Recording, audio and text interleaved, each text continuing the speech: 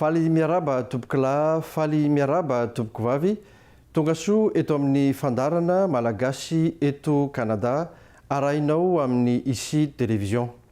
Anio isika dia iresaka momba ny sekoly malagasy eto Montréal. Manana vahiny isika tsy iza izany fa Ramatoa Sylvie Razanajato Andriantsara izay mpiandraikitra voalohany ao amin'izany sekoly malagasy eto Montréal izany. Faly miarabanao Ramatoa Sylvie Razanajato. Faly miarabanao koa tompoko Monsieur Barrandresy. Faly miaraba ny malagasy rehetra eto Montréal.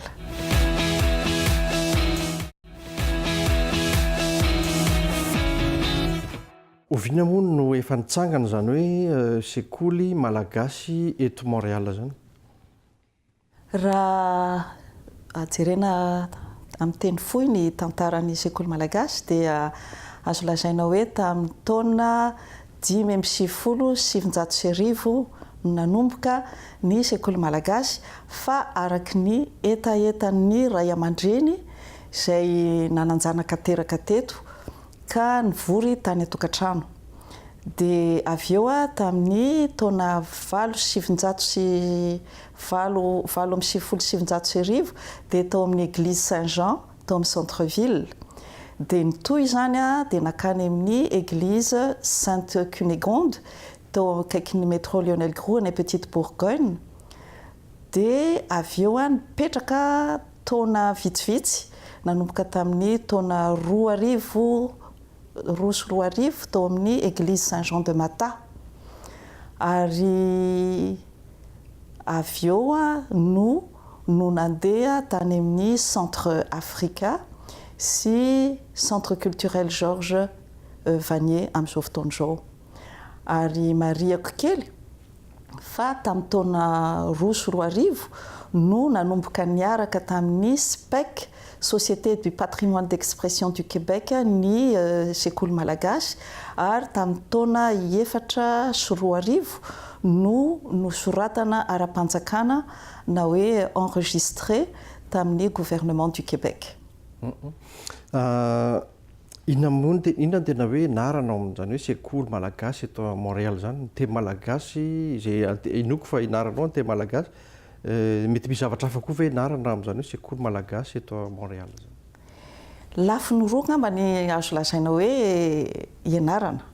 Ny voalohany aloha dia ny malagasy araka ny voalazanao teo, fa tsy malagasy teny fototra fa malagasy fampiasa andavanandro na hoe malagasy fonctionnel. Dia ny ao ny fomba ny teny zany ny fomba mampanao malagasy sy ny tantara. Ary iarahana koa ny ohatrany hoe kilalao fahiny, ny araosi-jamba, ny arajiro, ny sabaka. Manana toerana mibahana lehibe koa ny kilalao na hoe jeu traditionnel ohatrany hoe katro, solitaire, fanorona. Ary ny lafiny faharoa dia ny fianarana miaraka amin'ny Québécois na Canadiana eto toerana, fampahafantarana ny fomba mampanao ny malagasy, ny fomba fiainana andavanandro, ny fampianarana ny sakafo izay ampianarana ny ankizy zanakitsika koa zany, ary nefa koa hifampizarana amin'ireo olona mipetraka eto an-toerana. Zany hoe raha tsara misy Canadiana koa zany tonga mianatra ny teny malagasy ao amin'ny sekoly malagasy eto à Montréal? Misy dia misy tokoa tompoko, satria voalohany miaraka amin'ireo misy ny atao hoe échange interculturel.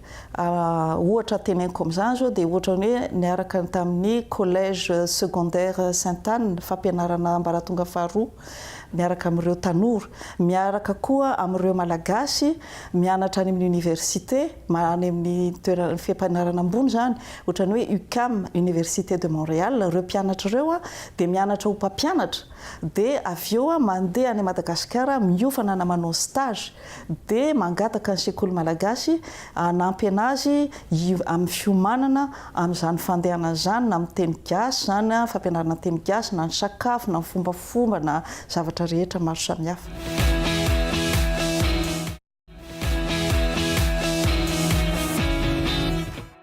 misy firy eo ny mpampianatra ao amin'ny sekoly malagasy eto Montréal dia misy sokajy ve na klasy na niveau ny mpianatra zany ao amin'ny SMM? Raha ny sokajy aloha no teneniko voalohany dia tamin'ny nanomboka ny sekoly zany a dia nyreo madinika hatramin'ny 7 taona dia avy eo a ny tanora hatramin'ny 12 taona dia avy eo ny zatovo sy ny lehibe. Izay ngamba no sokajiny klasy. Dia ny mpampianatra dia ny ray aman-dreny ny tena mpampianatra. Ao koa ireo religiosy malagasy rehetrarehetra izay teto dia manampy ny mampianatra ny sekoly. Ao koa ireo mpianatra mandrato fianarana any amin'ny université zany. Dia ao koa na ny vahiny mandalo na ny manana ny fahaizana ny kolotsaina any Madagasikara dia anisan'ny mpampianatra daholo. Ary ny tena tiako marina raha azoko atao dia ny hoe ireo mpampianatra sy olona rehetrarehetra izay miditra manampy eo amin'ny sekoly ireo dia bénévolat zany na hoe atsitrapo daholo ny zavatra atao ao. Ary izay mpampianatra fa misy ny mpianatra ve misy sarany ve ny fianarana ao amin'ny sekoly malagasy eto Montréal sa maimaimpona ihany koa ny fampianarana izay atao?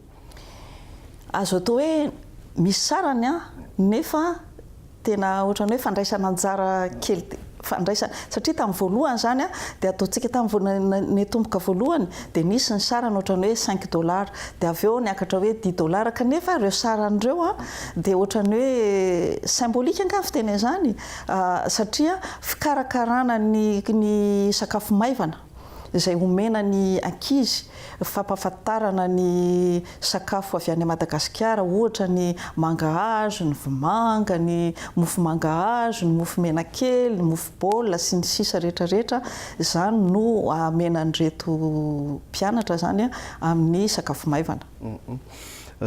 Isaky ninona no mianatra ny mpianatra ao amin'ny SMM zany isan-kerinandro ve sa misy isan'andro? Tany amin'ny voalohany aloha dia isam-bolana, indray mandeha isam-bolana. Fa ny marihana angamba dia ny hoe amin'izao fotoana izao dia tsy misy intsony aloha ny fampianarana ny ankizy madinika fa mifantoka bebe kokoa amin'ny fampianaran'ny lehibe ny sekoly.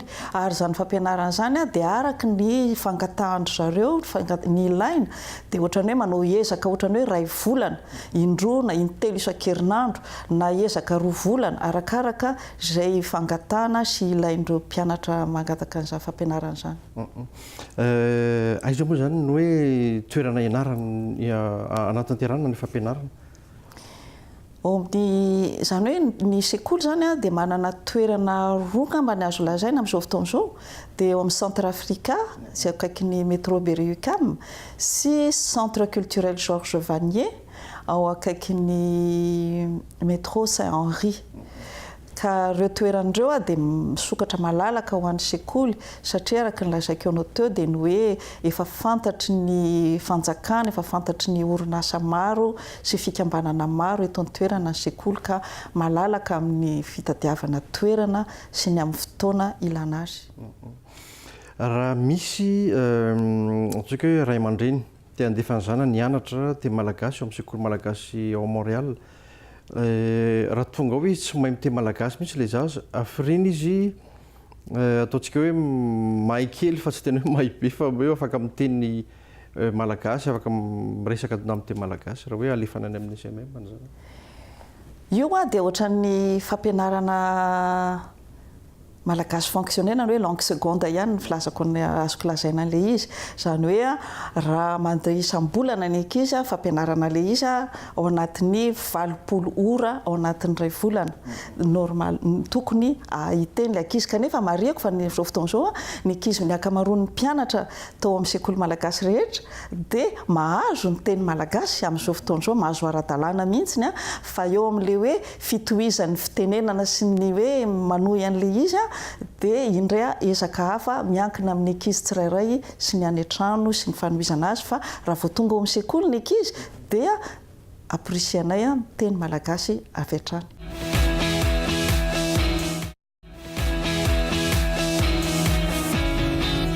mampiasa fitaovana avy any ataoko hoe boky avy any Madagasikara ve nareo sa fitaovana aty ihany no ezahana ampianarana ilay ankizy amin'ny teny moa zany indrindrandrindra fa ny zavatra fa moa ny fampianarana angamba dia azo atao hoe ny toerana dia eo amin'ny toerana iainan'ny ankizy zany hoe eto an-toerana fa ny ohatrany hoe momba ny asina malagasy ny atsikana ohatrany hoe akoto fetsimaka koto bekiby sy faramalemy zany dia mangataka boky manangona boky manangona sary mihetsika manangona fitaovana rehetrarehetra amin'izany manangona kanjo manangona ino moa zany fitendrena mozika ohatran'izay ny sekoly avy any Madagasikara. Misy ireo le sary hitantsika mandeha reto sary sy afaka zavazavainao fohy hoe satria hita zao misy sary ohatranao sortie ianareo niaraka tamin'ny mpianatra angamba kanadiana sy ny malagasy taiza sy taiza avy izy ireny asa raha mety afaka tanisainao raha ataoko amin'ny teny fohy dia azo lazaina hoe ny sekoly dia manao fifanakalozana amin'ny organisme na fikambanana misy eto an-toerana. Ohatra ny fikambanana mandihy izay fandraisana amin'ny fête des enfants isan-taona izay karakarain'ny ville de Montréal sy ny SPEC dia manao activité na hoe hetsika miaraka amin'ireo Nicaragua, miaraka amin'ny Grika ary koa miaraka amin'ny reo Québécois any Québec. Ohatra zao le groupe Valal Bon Vent izay nandeha tany Madagasikara dia io no miaraka amin'ny sekoly nandeha tany Québec ny sekoly nanao hetsika niaraka tamin'zareo tamin'izany fotoana izany.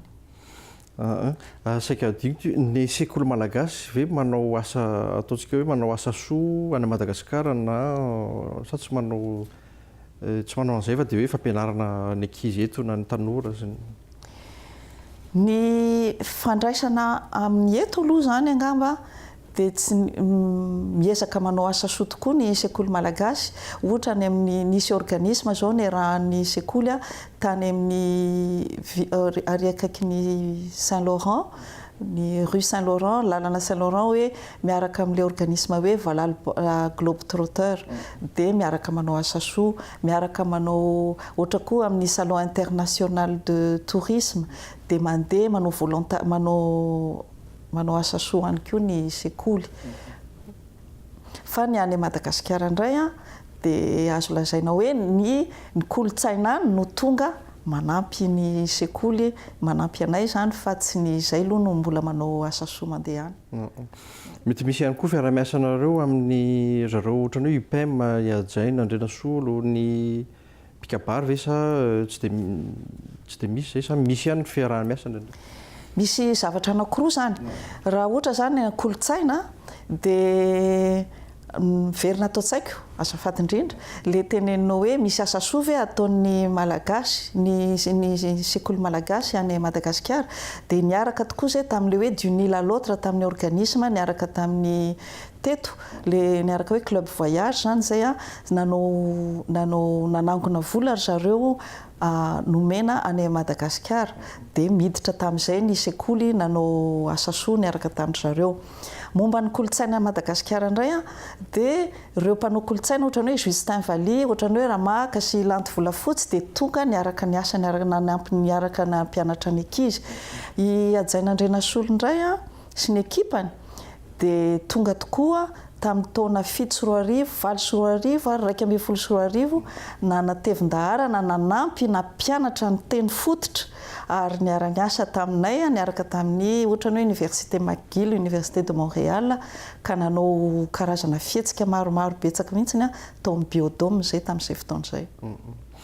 Ia, atao hoe tapitra sady fotoana antsika satria mbola hiresaka lava be fa asa inona no azo amin'tinana amin'izay zavatra rehetra voalazanao izay mikasika ny sekoly malagasy eto Montréal izay efa nisy moa zany efa taona maro zao teto Montréal Canada. Ny azoko lazaina angamba dia ny hoe voalohany dia manao antsoavo andreo ray aman-dreny, manao antsoavo ny tanora mandraty fianarana, ny vahiny rehetra mandalo mba ho tonga anatevidarana ao amin'ny sekoly, ampianatra ny teny sy ny fomba mampanao satria isika zany efa nomeny sekoly malagasy zany anisany omeny ny eto toerana tena mibahana mihitsy ny vahiny ka anjarantsika no maka ny toerana tokony sahaza antsika amin'izany fotoana zany ka zay no mampatonga na hoe zay ngamba no teny ary faharoa momba ny asa soa zany atao anatiny inona reny azoko lazaina zany hoe fikambanana miara-miasa amin'ny ministera ihany ny sekoly satria raha ohatra zao ame diplôma ny secondaire 5 ny ministera dia manana ny atao hoe manao 50 ora ao anatin'ny taona ny mpianatra manao bénévolat ao anatin'ny fikambanana anankiray zay vao indrindra fa ny école internationale zay no azahoany hoe manana certification anatin'ny brevet ny DEC ny DES zany diplôme d'études secondaires ary ny sekoly malagasy dia afaka fikambanana azo anaovana an'izany. Reconnu tsara ara-dalàna. Malalaka dia malalaka mihitsy azo anaovana an'izany.